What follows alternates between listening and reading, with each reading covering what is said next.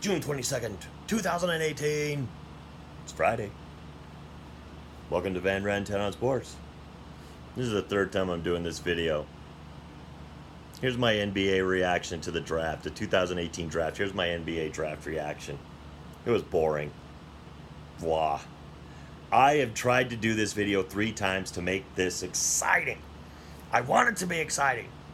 There was some stuff there that happened.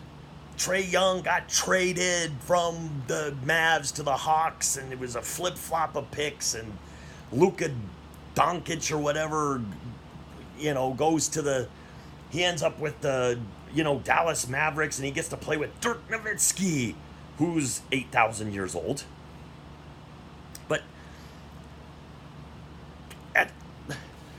I'm sitting there and I'm going, well, the top pick, Ayton to the Suns, great. Marvin, Bagley the third, number 2 to the Kings. Okay, we kind of knew that. This draft was, here's the problem, I think. When your number 7 pick is Wendell Carter Jr., that is what tells you right now that this was not the most exciting draft in the universe. Wendell Carter Jr. is a serviceable... He's going to probably be a good pro. He'll be a good pro center. But with the 7th pick, you're taking that guy? I think he was the 3rd or 4th best Duke player. I don't know. But it's like, I get it. He's a freshman. And but they say his upside is low. So here he is. You're seeing basically the best that he's got in college, and it's good. But is it worth the 7th pick? The Bulls, I don't know, maybe they found their next Cartwright. Then the Cavaliers, we want to save LeBron James. We want LeBron to stay. We need to find a player for LeBron to stay. Porter Jr. still on the board. He's still on the board. Let's take Colin Sexton, Alabama freshman, point guard. Wait a minute. Isn't LeBron James your point guard? Doesn't he always... I know he's a small forward. I know he's like 6'9", 6'10". But he's the guy that brings up the ball. And then you draft a guy whose job it is to bring up the ball. Why don't you just pack LeBron's bag for him? That's what you basically just did. You gave him no reason to look back and sit there and go, maybe I should stay. They took a point guard. It's like, and they're packing my bag. And there's a little sign that says, "Bye, LeBron. Thank you for the title. We love you." It's like, bye. See you in LA. You see what I'm saying? This was the chance. We're gonna get Porter Jr., a good young big guy with talent, athleticism, upside, back injuries. Okay, that's not exciting, but still. You could have at least told LeBron, look at the guy we could bring in to help you. He's awesome. No, we're gonna take a point guard out of Alabama, freshman. Bye, LeBron. Good luck to you in your future endeavors.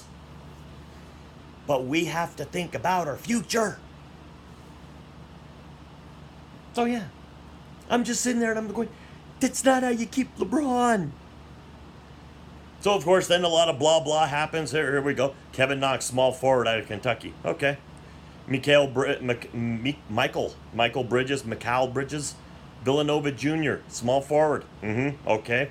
Then we had point guard, Shai Gilgeous-Alexander out of Kentucky. Okay. Then small forward to the Clippers, Miles Bridges, Michigan State sophomore. Number 13, Jerome Robinson.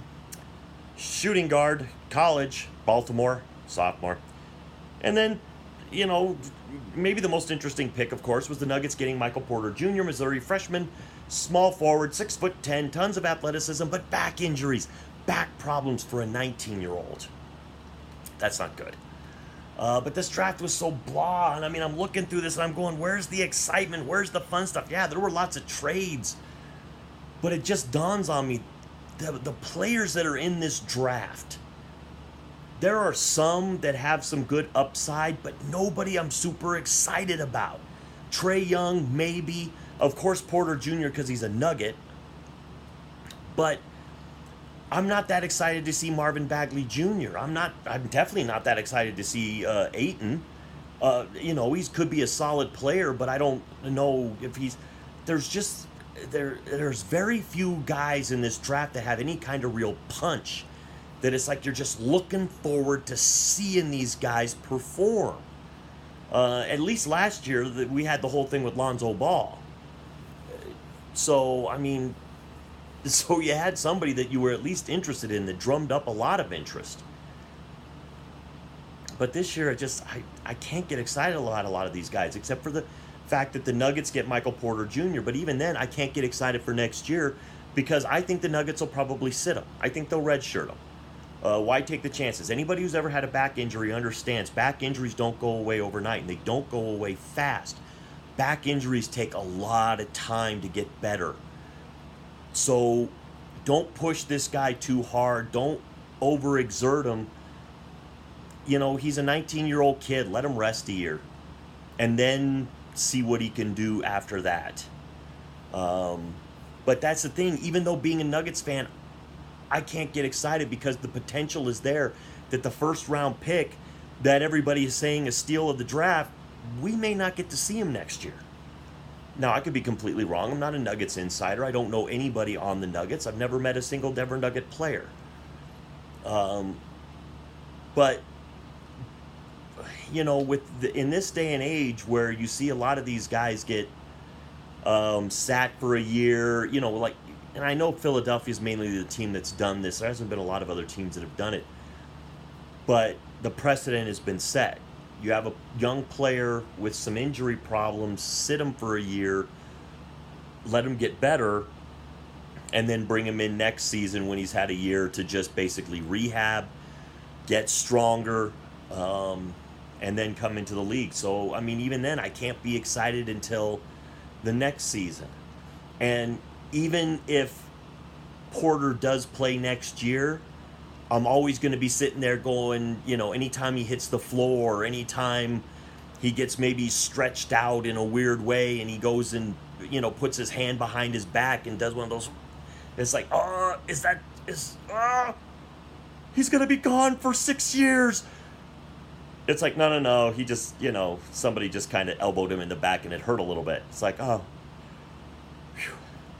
But, I mean, that's the thing. I mean, there's going to be that dread that it's like you're going to sit there and every time he goes down, you're going to work.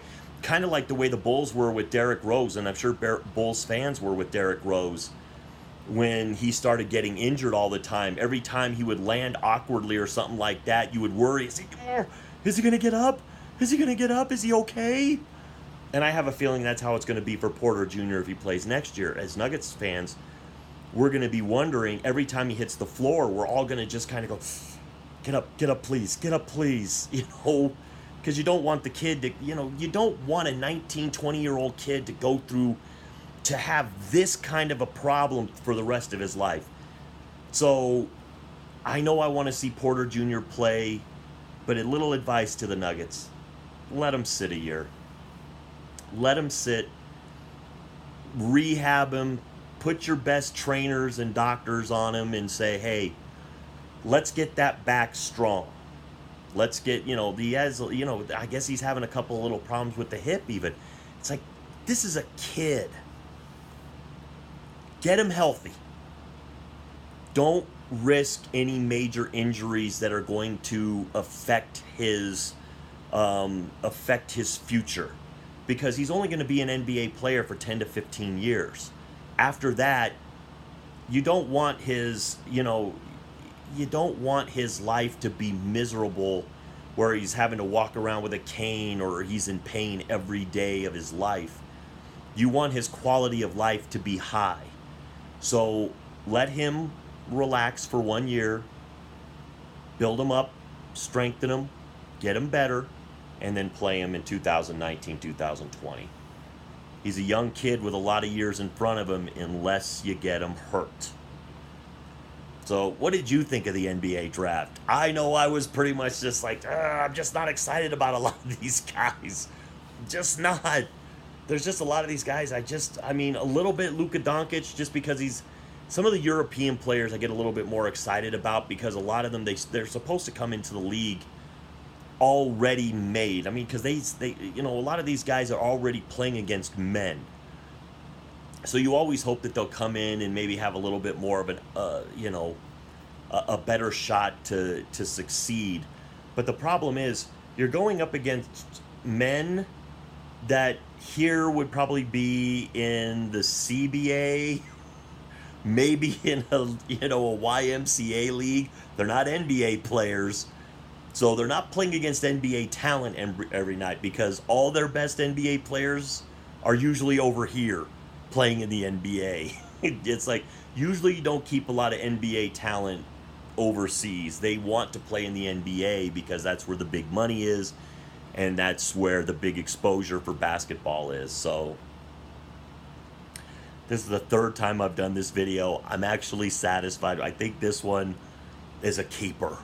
So it's like the other ones, I'm trying to make the draft interesting, and I just gave up and I said, it wasn't interesting. It just wasn't. So, did you think it was interesting? Did I miss something?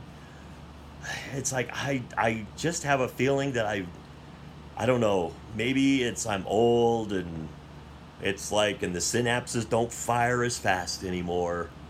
But tell me what you think of the NBA draft. Tell me if you think Porter Jr. should sit out a year. Tell me, who do you think's going to have the best who do you think's going to win Rookie of the Year?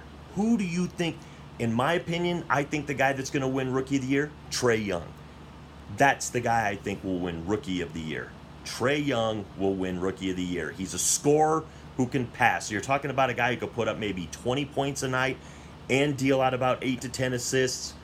Rookie of the Year, Trae Young. And on Atlanta, they're not going to try to stop him. They're going to sit there and go nuts, kid. Have fun out there. And I hope you have fun watching this video. With all that being said, to the troops, past, present, and future, thanks for the freedom.